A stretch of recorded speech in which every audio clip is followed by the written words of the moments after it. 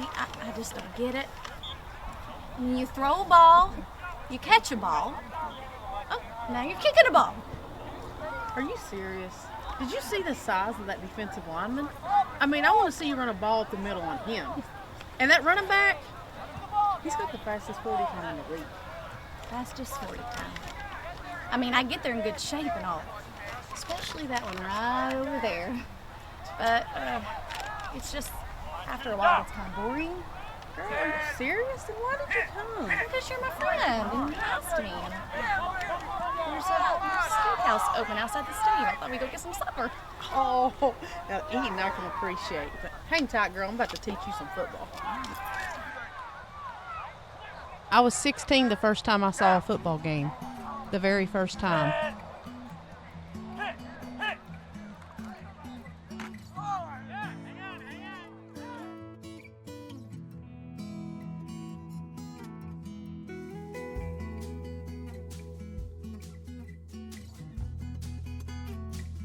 As a child, we lived on a farm my whole life. We had horses, I was raised around them, and that was my passion. A lot of hard work came along with them. Feeding them, cleaning the stalls, all the basic necessities that comes along with having animals. Dogs, goats, cows. It's something that's very enjoyable, even to this day. I still have animals and live on a farm. I loved horses, and my sister and I had to care for them. My dad traded horses, and we would ride just about anything he brought home. We groomed them, took care of the equipment, we trail rode, and I briefly competed in barrel racing. After I met my husband, I also began team roping. I guess that's where my drive for competition began. We traveled all over the country, both competing and running team roping events. For me, if you're going to participate in something, you have to give it 110%. That was true with my horse events, and it fed into my drive and passion for football later in life.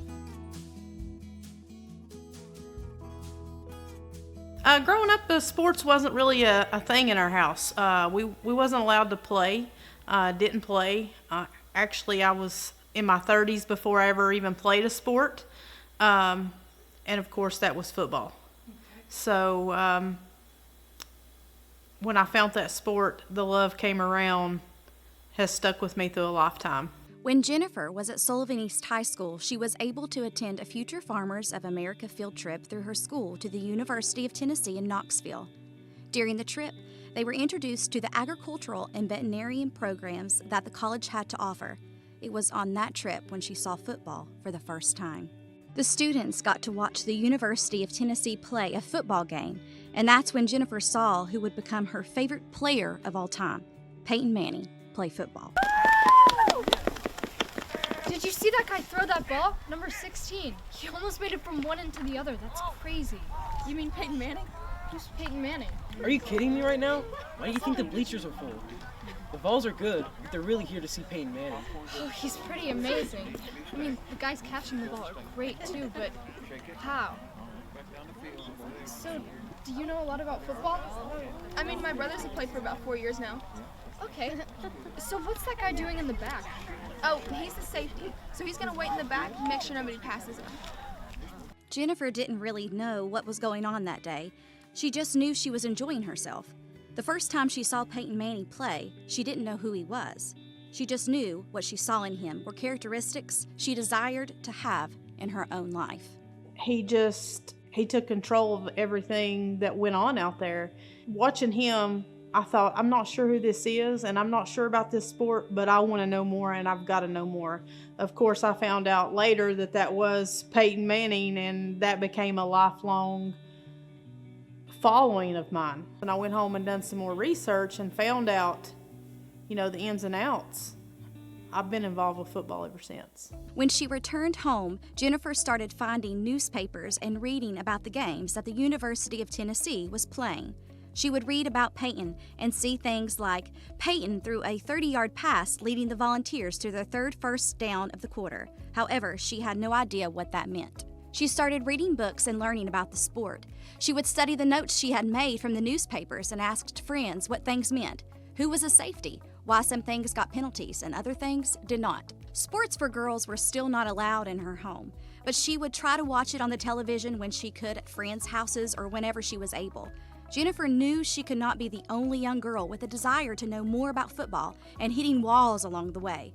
She would find in future years that there were so many others just like her. Lydia Qualls grew up in a small town called Ripley outside of Memphis, Tennessee. Unlike Jennifer, Lydia had been exposed to sports her entire life. Her mother played basketball and her father played baseball. Lydia's brother Orlando played football as well as other sports. Lydia herself was no stranger to competitive athletics. As a child and teen, she played basketball, soccer, and softball, but was most known for her track career. I attended Ripley High School, and everybody back there knows me as the track star. I ran track, and my sophomore year, I got invited to run over in Australia in the Down Under Games. First place medal in 200-meter dash, first place medal in the 800 mixed melody relay, and third place in long jump. I learned playing football by watching my brother, and like I said, my family is a very sports-oriented person, so we would sit there and, watch TV, sports and everything like that. So my dad explained to me, my brother explained to me, and then when we get home after my brother game or something, I'd be like, what was this, Orlando? What was that? How did you do this? How do you do that? And he'll just basically explain it to me. Lydia's brother played football in high school, but at the time, girls were not allowed to play. The year after she graduated high school, they began allowing girls to play football at Ripley. Stephanie also knew she had a love of sports at a very young age. For most of her elementary years, she played about any sport she could, including t-ball, pitchball, basketball, soccer, track, and field. But unlike most girls, Stephanie was being recruited for her school's football team. I started being recruited in 5th grade. I would be playing at recess with the guys at school, and the coach approached me, and my parents almost daily tried to recruit me. And it took a bit, but after a couple years of trying to convince them, I was finally able to play. My dad decided that if I was serious about wanting to play, he knew I had the build for it. I was very stocky and very strong for my age. But his logic was I had to be able to tackle him to make sure I could handle myself on the field. So we started training daily. Outside, we would start by throwing the ball, catching drills. He made a sand pit, and he put a big punching bag in the middle of it, and he would set the ball on top of it. And he would make me come about 15-yard sprint, tackle it, and then get the ball. And I was timed. I had to get it within a certain amount of time, or I had to run, do push-ups, etc. I was the first, I was one of the only girls in my district. There was only one other girl playing, but I was the only starter. And one girl prior to me had played for her school. She never played a game. I don't think she ever played it down. But I ended up pushing myself and came out on top, started every game on special teams and defense, and ended up with the Defensive Player of the Year in the district. All across the country, there were other young girls playing sports, but it would be well into their adult life before a group of amazing young ladies would team up to make history. I was always moving around from place to place because I was a military brat, so I was always trying to find somewhere to fit in, somewhere to be, just to feel like I was part of wherever we were at the time. I started sports at a young age because my brother and my sister did, and my mom just needed somewhere to throw me, so I learned how to play t-ball and basketball at a very young age. As a kid, I was really athletic. I started playing basketball about 4 years old. That was my main sport. Maybe about 5 or 6, started playing flag football at the Boys and Girls Club, and that's kind of where it started.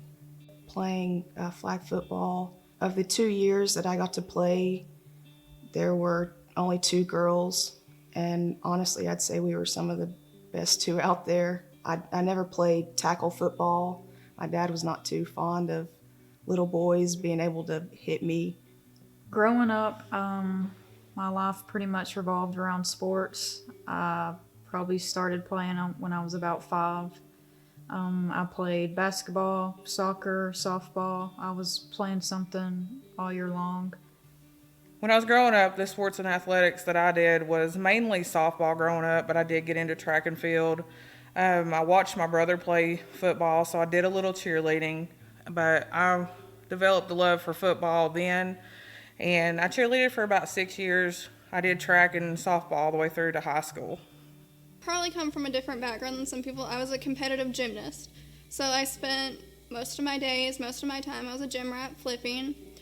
And after gymnastics, I went on to power tumbling, where I was multi-time state champion, Junior Olympics, national finalist, medalist. Their backgrounds in sports were as diverse as the women were, but their love of football would soon bring them together. As I got older in life, married, he also loved football, and that developed into a whole new passion of learning, him explaining the game more in depth of things, even though that you read or you research on your own, it's hard to understand it till you see it happen and you have someone there to explain it to what exactly is going on. I'm 40 now and still learning, but the whole perspective has changed now becoming a player. You think you know the game of football just by watching it and having someone explain to you until you become a player. And then that takes on a whole new meaning. I was mainly pushing her to play. I mean, I was supporting her 100% because I'd heard forever since we'd got married. We used to go watch Peyton Manning play. Boy, I wished I could play. I wished I could play. I finally said, surely they're playing football somewhere. So I just started doing extensive research and found that at the time Chattanooga was the closest team we had. So that was my first experience, and the first thing I thought when I got there was, man, this is real love. This is something that I've got to be involved with. Now, granted, it's quite a drive, and I would drive it 2 and 3 times a week. It was a great learning experience playing at Chattanooga, but I felt there was a lot of things that they done differently than I would like to have seen done, just from seeing things from an outside perspective. So David and I spoke, and he said, hey, why not let's start our own team here? So we tackled the challenge. So 2013 was the first year that I played women's football in Chattanooga. So after David and I talked, decided we were going to start a team here, I took the entire year off for us to focus on building an organization in this area. We wanted to do it right. We wanted to do things with a solid foundation, and we felt that it was best that I take a year off from playing, even though I just really began this journey, to focus on making our team what we wanted it to be. I think that was really key to our success. They decided to name the team the Thunder. Their mascot was the horse from the Denver Broncos, the first professional team Jennifer ever saw play football. It was Peyton Manning's team after he left the Indianapolis Colts. My jersey number 63. A lot of people don't know who Jeff Saturday is, maybe, or know that he wore number 63, but he's the reason that I wore that number. He was Peyton Manning's center for years, won Super Bowls, and he was actually cut from an NFL team and told him he was too small. So he kind of has an underdog story, and I like that, and I like the meaning behind the number.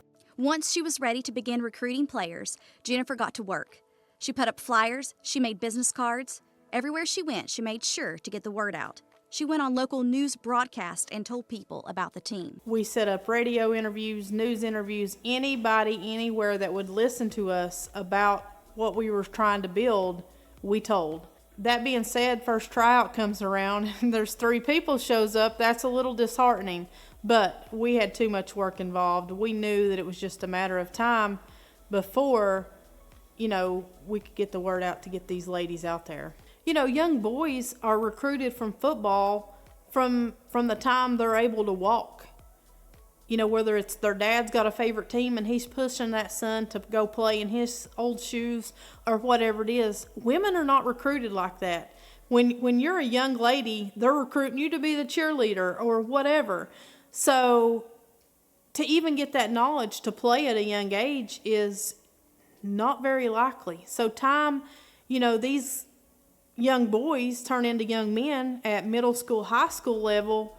They're dominating their position in the field because it's been pounded in their head since before they were walking, and it's not like that with ladies.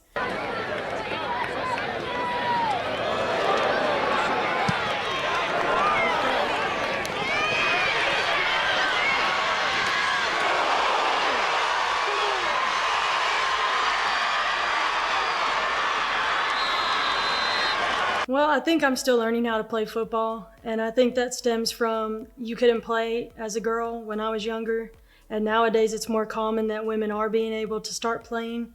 But because I didn't learn at a young age, I've got to learn everything that all the boys have been learning. Well, equality in athletics, not just as a principle, but I think in society, I think equality is what everything should be all about. I do have a huge responsibility over a school where we have large numbers of people, and we are teaching them the roles and responsibilities that we're hoping that they take into life, and we can learn a lot of those in athletics. So equality is paramount. And so we want everybody to have the same opportunities, not just in athletics, but in everything that we do. There were also others in the state of Tennessee that were beginning to champion for equality in football. I am the Director of Marketing, Youth, and Community Engagement for the Tennessee Titans. Was fortunate enough to play at the University of Florida when I went to college and played football there in the mid-90s. The Titans organization had a position that kind of centered around the growth and development of football at the youth level and the high school level. And so from the coaching background that I had at the high school level, that was something that was very intriguing to me, and gave me an opportunity to get back in the NFL, but more so in the community space where I could still have an impact on the communities in which we serve. And they had an opportunity that was a great fit for me, still being in the community, but also being around youth and high school football as well. As far as being a man, having coached females at the high school level, I coached girls basketball for years at the high school level. I coached girls fast pitch softball for years. So I think just having been in that space and seeing the development of those student athletes during my time in interscholastic athletics, I think that really was something that me personally I've been passionate about to make sure that I champion putting those student athletes and their opportunities in front of a lot of different things. So I think that my professional experience has really kind of enhanced our ability to do the things that we're doing now with the Titans. I think that females having the same opportunities as boys is something that is very important, and a lot of it does go back to, my time coaching at the high school level. I think that, a lot of times that there are opportunities that are out there for males, and it's good to see that now we're kind of catching up. This year is the 50th anniversary of Title IX. It's something that when I worked in high school athletics, we were very passionate about in our athletic department, and making sure that we offer new, innovative ideas and programming. Back in East Tennessee, Jennifer was still building her dream. Slowly, the word got out about what they were doing, and person by person, new women started reaching out and wanting to join the team. Jennifer's hard work was paying off in multiple platforms, but their strongest by far was word of mouth. I was in Walmart, and I was checking out, and the lady was talking to me about saving up for travel ball for softball, and she was trying to recruit me for that. And I was like, if I'm gonna get back into sports, I'd really rather focus on football. That's always been my passion. And she was like, well, there's a team in the Tri-Cities having tryouts right now. You ought to look them up. They're called the Thunder.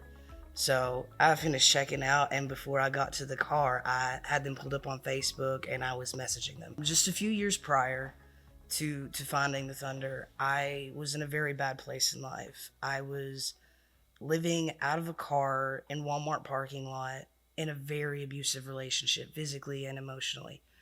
So I had hit my low, and when I finally got the strength to leave that relationship and start building myself up, I was able to find the Thunder, and it just fell right into place. It became my outlet and my everything.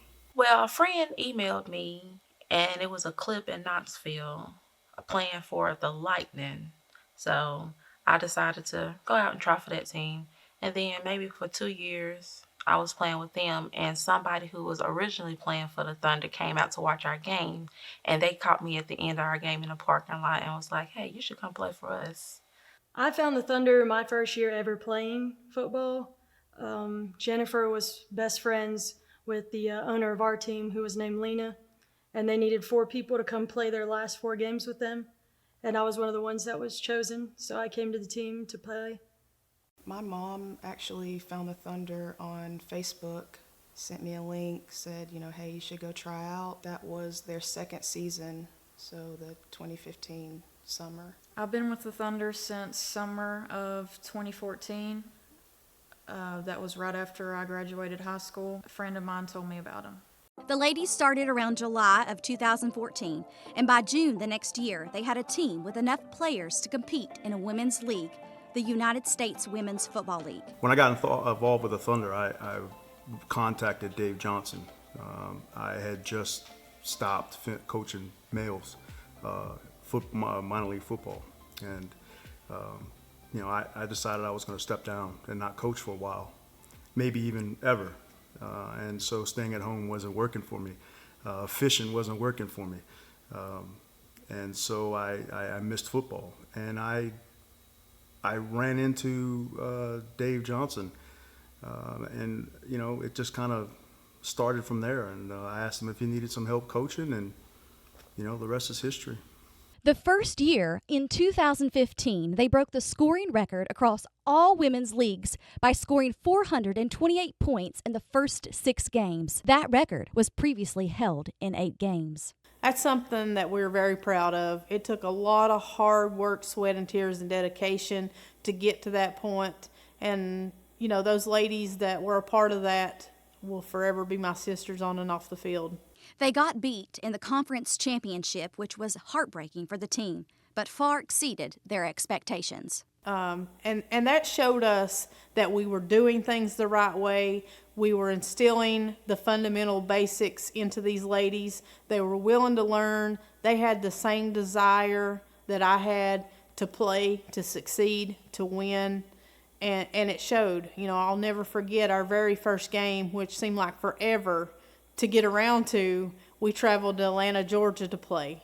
We walked away with that game. We took 16 active players, so that's a lot of Iron Woman football, and won 84-6. I had a news outlet interview me and say, well, what was the challenge for you guys in the game? I said, covering 12 kickoffs.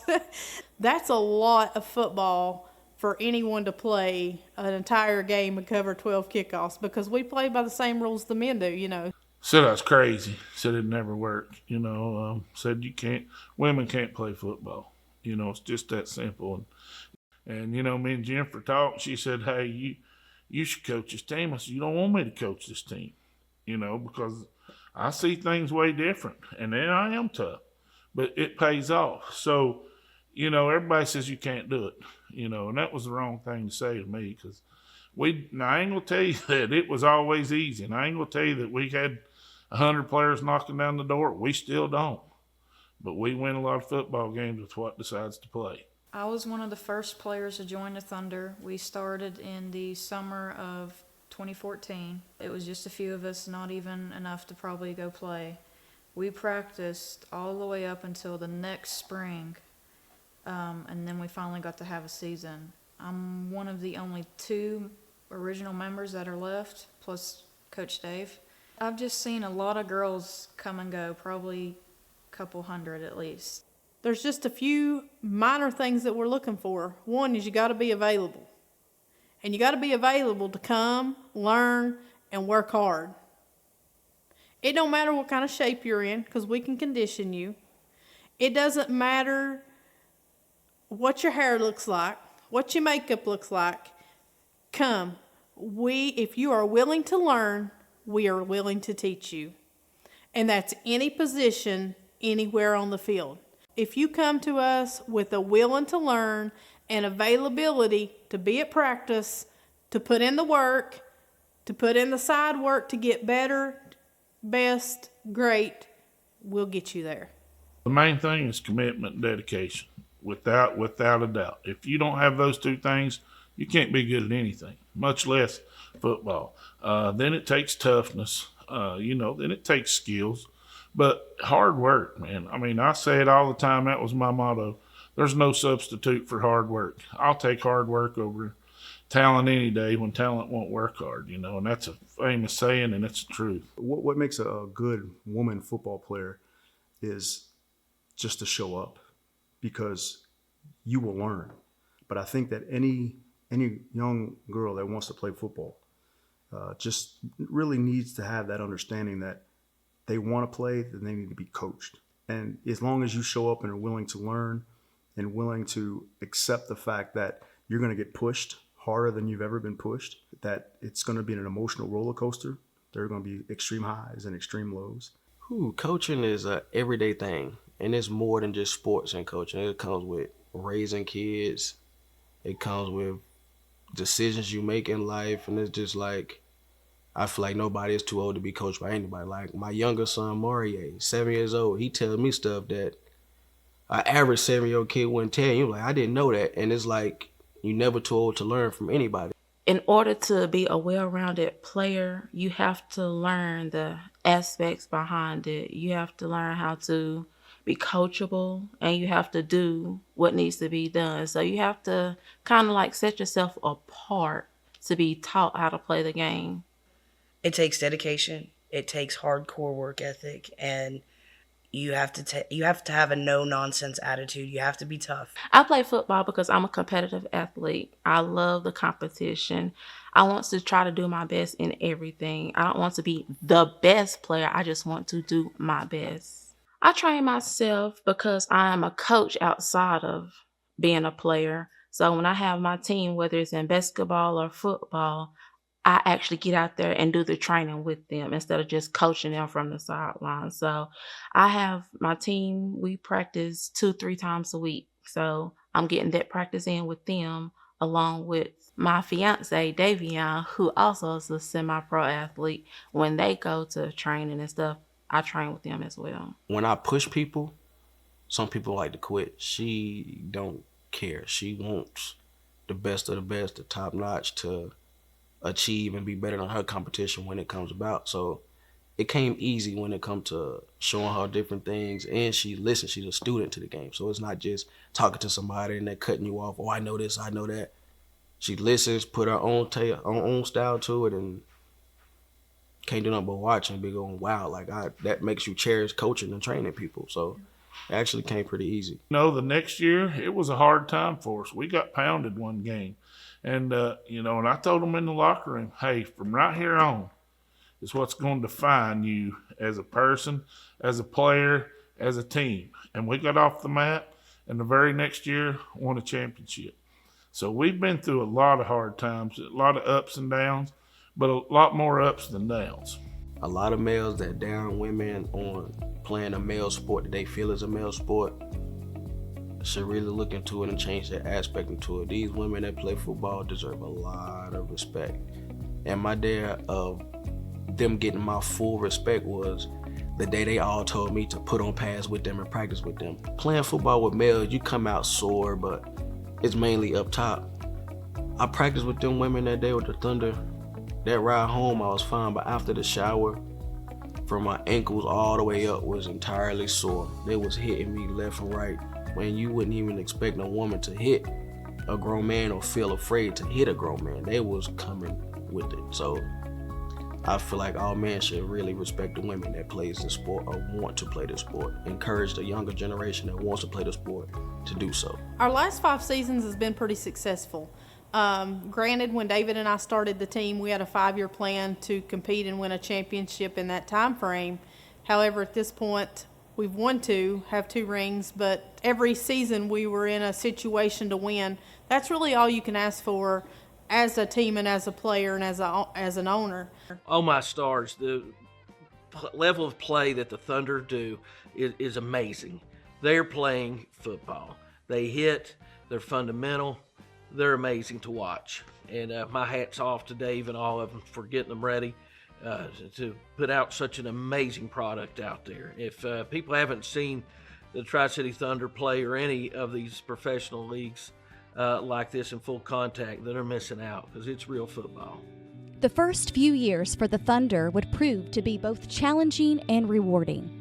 Their first year, they went 8-0, but were beat in the conference championship. Their second year, they also made it to the conference championship after bouncing back from some major injuries of several key players. They would lose out at this game as well. They vowed the third year would be different.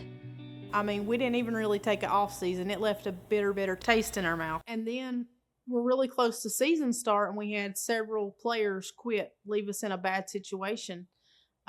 And that left the drive in all of us ladies even more hungry, if that was possible. So we went out that year. We'd only lost one game, ended up in the championship game, of course, and that was our first game. We beat West Virginia, held them scoreless, so that felt good. Our defense played lights out all year, which won us a lot of games. The Thunder would find themselves in the championship again, their fourth season, and were leading the game, but would lose in the final minutes of the fourth quarter. In 2019, the Thunder came out with that same hunger, that same drive, and more determined than ever. They ended the 2019 season winning the national championship and their first ever perfect record of 9-0. That was our undefeated season. It just built and built and built, and we carried that momentum, and then standing at the championship game, that was a hard-fought game. That was straight up till the end, till the final tackle. And when we lifted that trophy up, it was all that work and all that power and all that dedication that we'd put in since February when I started, and some girls had been there even back in the fall. Just all that hard work put together for that one moment. That's what we had worked for, that's what we gained for, that's what we'd stood beside each other for. And it's something truly that I never experienced before, coming from an individual sport background. If everybody could just imagine what this team has been through from the beginning until now, of the hard times and what it takes to get to the winning level. It's hard to win football games, period, much less win championships. We just need someone to open a door for us to say, hey, showcase our product, to showcase our players, to showcase what our ladies are capable of. For Jennifer and David, having created a team and won championships was the reward they had hoped to achieve. Little did they know at the time these accomplishments would pale in comparison to what was about to happen next. Every young boy or girl that begins playing a sport has a dream of playing on a professional field someday, when in reality only a small percentage of athletes ever will. One phone call to the Tri-Cities Thunder changed that for this team of hard-working ladies. The Tennessee Titans invited the Tri-Cities Thunder to play an exhibition game in NFL Nissan Stadium in Nashville, Tennessee on December 30th, 2018, immediately following the Titans and Indianapolis Colts game for an NFL playoff spot. The game came about. We just sat down and basically had a meeting. They heard we were doing things the right way, wanted us to be involved, have a chance of a lifetime to play on an NFL field, which is everybody's dream if you're involved in football. So we dotted all of our I's and crossed all of our T's, and to Nashville we went. We got all of our local people involved as much as possible. We sold tickets. Sullivan East really supported us. It was very important for Sullivan East to be part of the Tri-City Thunder women's football team for a variety of reasons. One, we believe in what they're doing. We believe in giving women the opportunity that they didn't have in the past. I'm so thankful for the team and what they're doing, and I'm so glad we got to be part of that experience. And it just showed that through our efforts working with them, that we can be a great team and have a great partnership. And it went just well. It went great. I couldn't get over how well our girls that showed up, that cheered, they were so excited to do that and to offer their support. And our whole school and whole community have as well. All their cheerleaders came to cheer for us. I mean, it was just a great all-around experience. The night the Thunder took the field in Nissan Stadium, Nashville was having a record rainfall. But that did not stop these ladies. They came to play. And so in the middle of a storm, they took the field to give it their best. And it was unbelievable. But to walk out on that field, it could have been tornado or snow, and we didn't care. You had a group of ladies that had one passion and one love, and that was football, and that brought us out there on that. To look up and see your teammate on the Jumbotron in Nissan Stadium is just undescribable. I mean, I can't describe that feeling that I still get just talking about it. I mean, we would get caught up in watching the Jumbotron and we're needing to run the next play.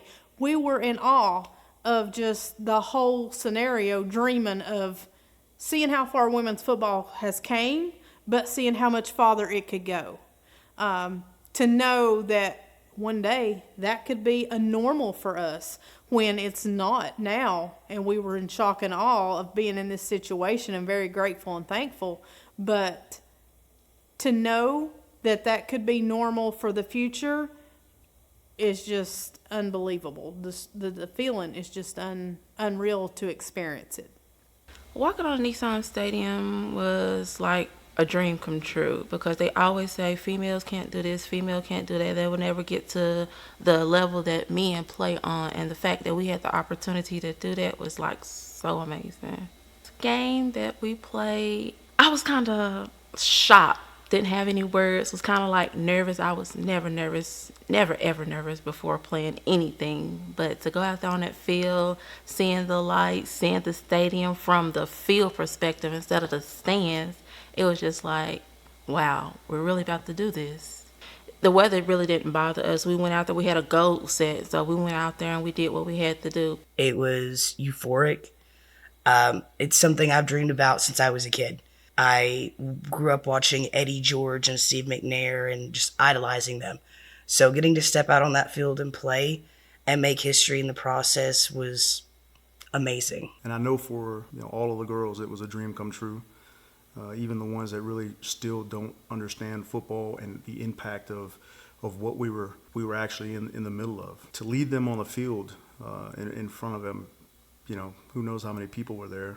It was a dream for me to lead those young women that are trying to accomplish their dreams on a setting like that. That stage, just you can't really put it into words. But at that moment, there was no better feeling. I think locally here, women's football is it's getting bigger every day, every week, every month, every year, and every season. There seems to be more and more teams popping up and more interest. And I think playing in Nissan Stadium, the impact it did was it got more teams involved. There were local teams that hadn't even known about the opportunity to play in Nissan Stadium. And so, I just think it was just one more block into the wall for women's football. I don't think I know of many people that have played in an NFL stadium, so that was kind of neat to do. The Nissan Stadium experience was nerve-wracking. Just being in the stadium to begin with is very overwhelming, but to be on the field was a once-in-a-lifetime opportunity. The experience in Nissan Stadium was kind of overwhelming and breathtaking at the same time, because you always grow up watching the main football, NFL, and getting them, getting ready and everything. You don't really see all the behind the scenes things. And so when we were watching the game, it was my first ever NFL game, getting to watch, and then actually being on the field looking up. You're like, man, this is what we've been waiting for. This is what we've been playing so hard and practicing for, is to be under these lights on this field. As exciting as this night was for all of the players, cheerleaders, families, and fans, they would find that the excitement would be short-lived. About 8 minutes into the game, the weather became too dangerous for the players to remain on the field due to thunder, lightning, and heavy flooding. The team was forced to leave the field and end the game, but not before scoring one touchdown. We were playing Knoxville. We had actually scored Jamie McKay, one of our very good players. She scored a touchdown. It was unbelievable. They would have the opportunity to go back onto the field later that spring and play a full game in the beautiful Nashville sunshine. They won the rematch game 46-0.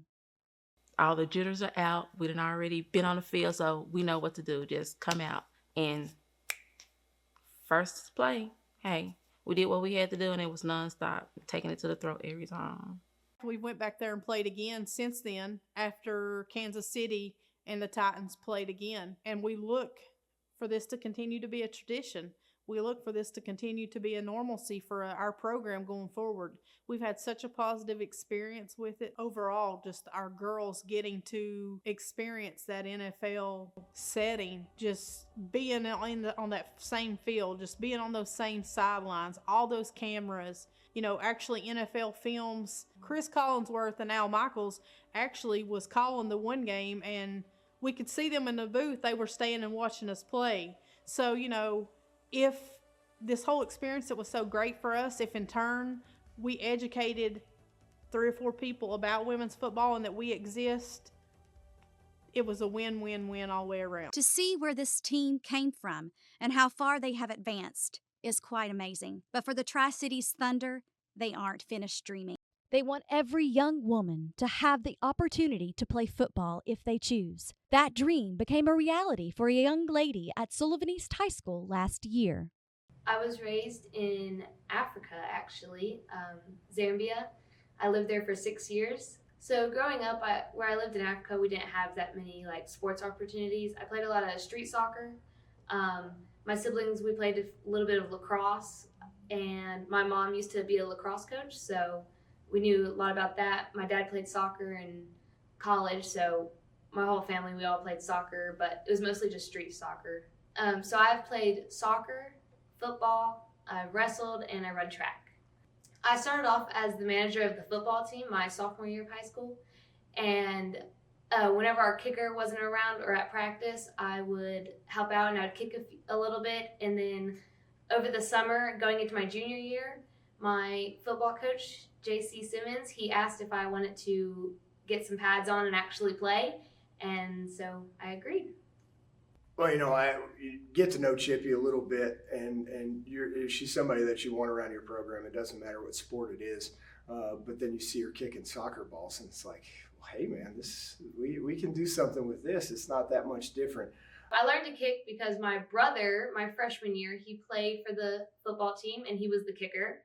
And so whenever I was going into my sophomore year, he showed me actually how to kick in our backyard. So at first I was kind of nervous because I could hear the other team wanting to hit me. And I would look at the holder, my teammate Mason, and he would just nod to me and just reassure me that I was going to be protected. So my very first kick, I remember hearing the crowd. I could hear them yelling my name or my number. And I remember the other team talking about who was the kicker, and they were like, oh, don't hit her, it's a girl. And some of the guys were like, oh, she'll be fine, hit her anyways. Yeah, as far as the first time Chippy got hit, I think that I wasn't tremendously worried about her because, you've been around Chippy for a little while. You understand how tough she is. See her at wrestling practice and things like that. So that part wasn't necessarily my concern. But you still, and I've got three kids myself. Everybody kind of bowed up. Honestly, I was a little bit upset with my guys afterwards because I at least could have been a little pushing and shoving after that one. They were all kind of running to Chippy to pick her up. It's like, man, that's the time. If we're going to get a 15-yarder, that's the time.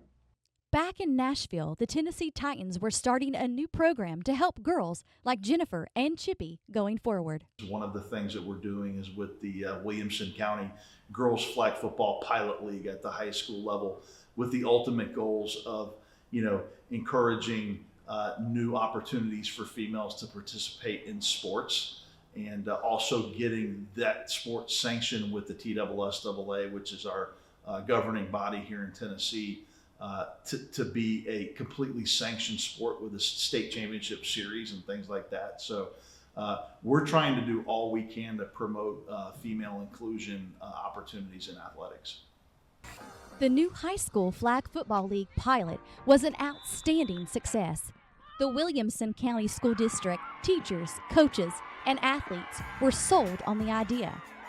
In the spring of 2022, all 9 high schools in Williamson County, Tennessee, had not only a team of girls willing to play.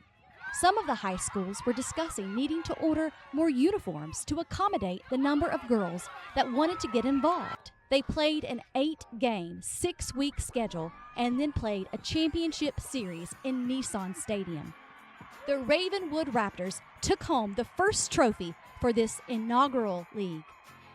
I think, looking forward, there are now college opportunities for females in flag to be able to play at the NAIA level. They started a program last year where they sanctioned 13 schools, and now that's a sport at the NAIA level.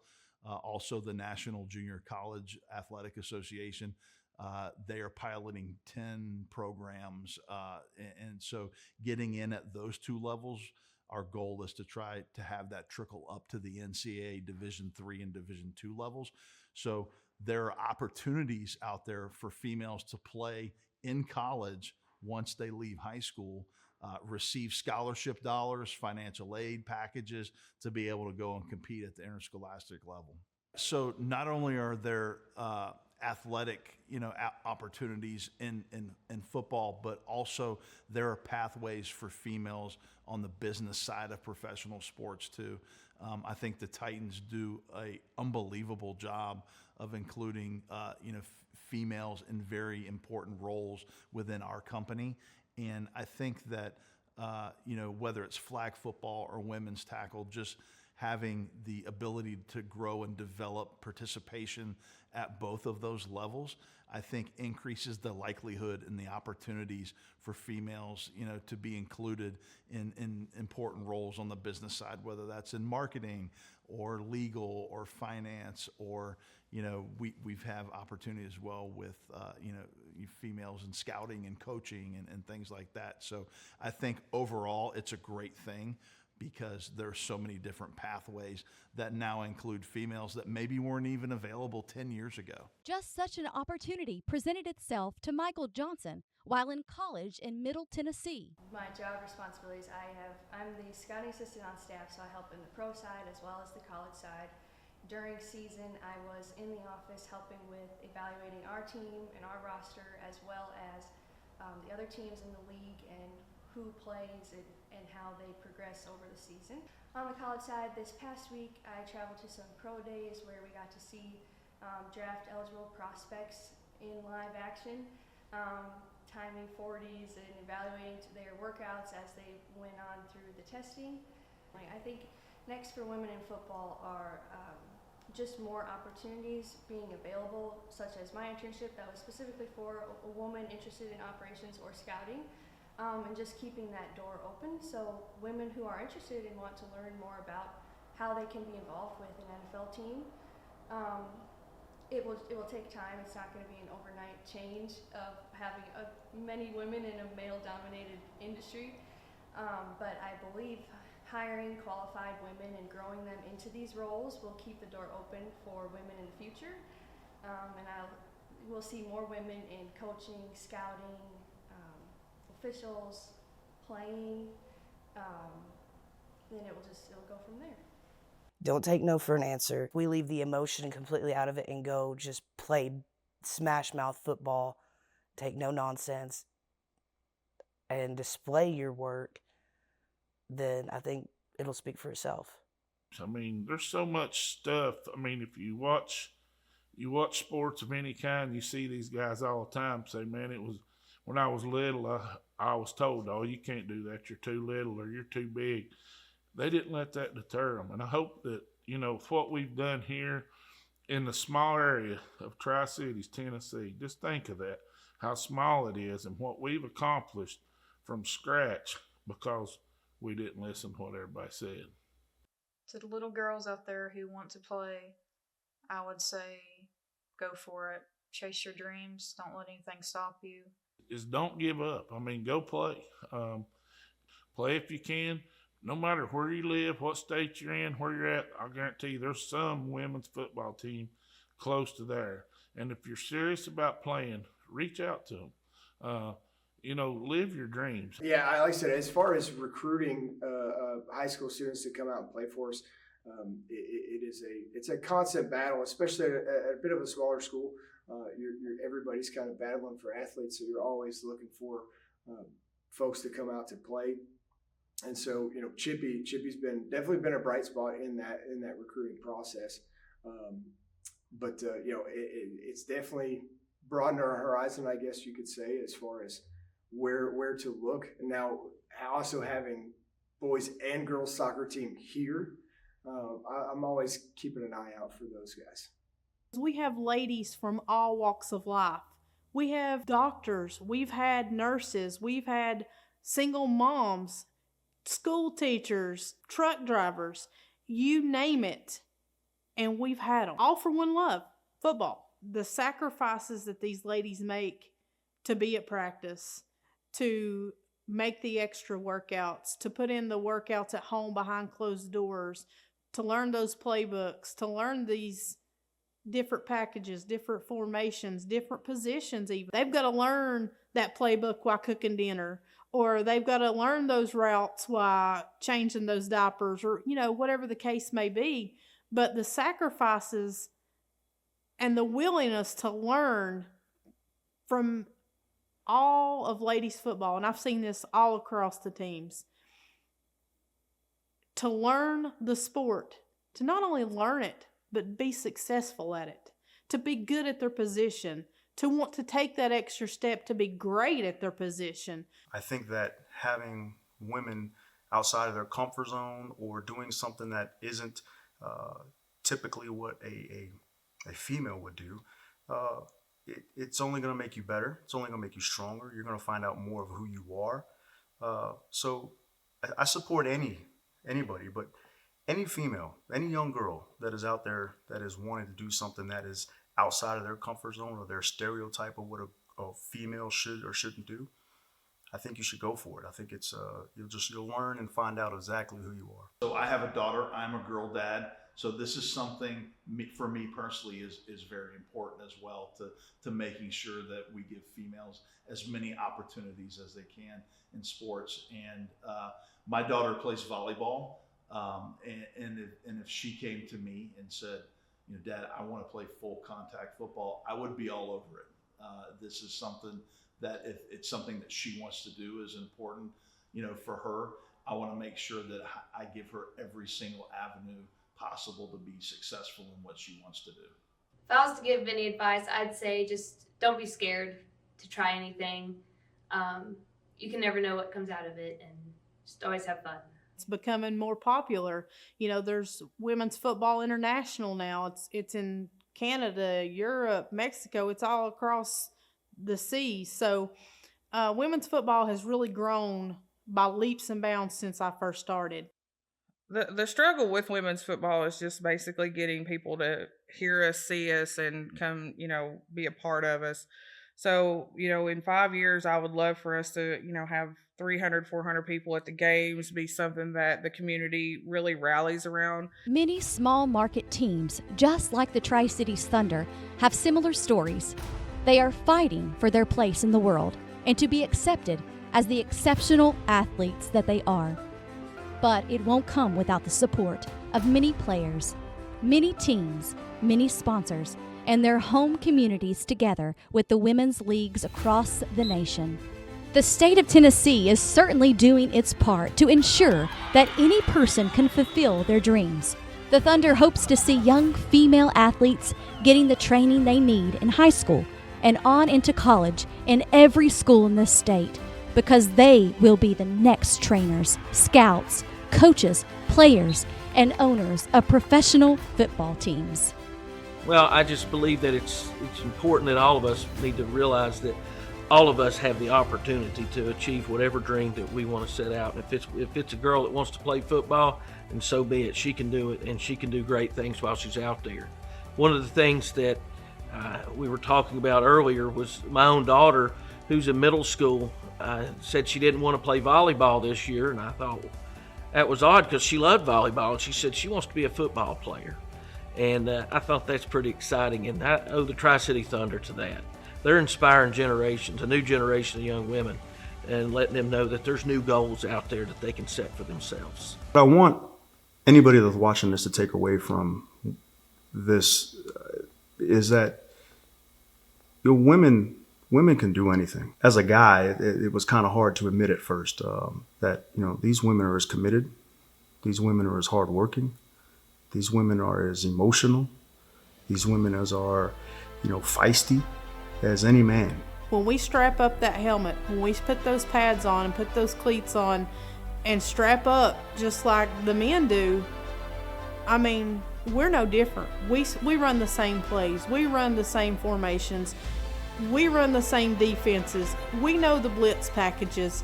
You know, we know the audibles. Give us the opportunity to be taken serious and just see what we have to offer, because the majority of these women have just been fighting for this their entire life. They've laid their bodies on the line and have got nothing except the friendships that they've built, the joy of playing, and the love of football.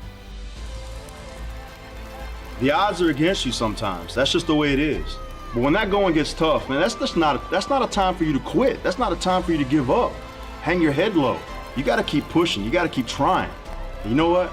That's when amazing things happen.